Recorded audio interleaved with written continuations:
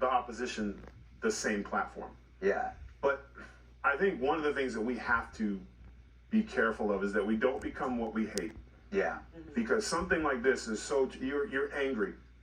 And there is still a responsibility because they want to suck you in. And one of the things we have to stop doing is we have to stop grouping. We have to pull that blanket back. Because when you say it's the left, you take away accountability from the shooter. He's the reason this happened, and whomever's connected to him. What happens is when you blanket things, you take the humanity out of it.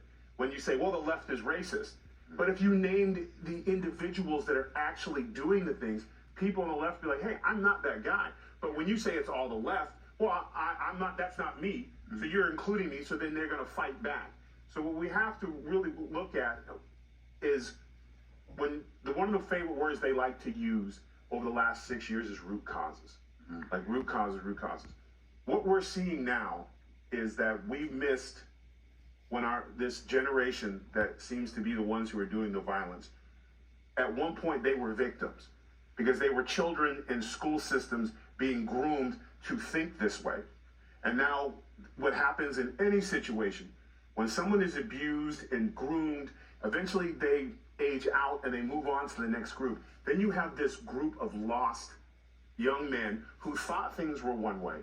They're not this way. They're confused and lost, and they go back to where they think they matter. And it seems, and they hear these words that now they're martyrdom because it's a blanket. You're part of the left. You're a soldier. You have to beat the right, but they never say anybody's names. So one of the things I think, in hearing all this, we have to do the one thing we can do as the party in control right now is go back to law and order. We need to look at qualified immunity. They loved it. They wanted to take it away from the police.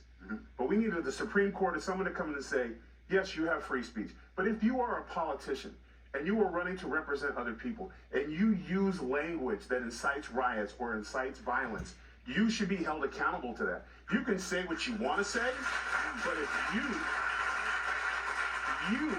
not the left, if I sit up there and say horrible things about someone that I'm competing for a spot for, none of it's true, and it leads to somebody at the bottom of our society that whatever I say they believe is gospel, and they go out and they commit a crime in the name of the left or in the name of stopping the fascists or whatever Nazi group we're called.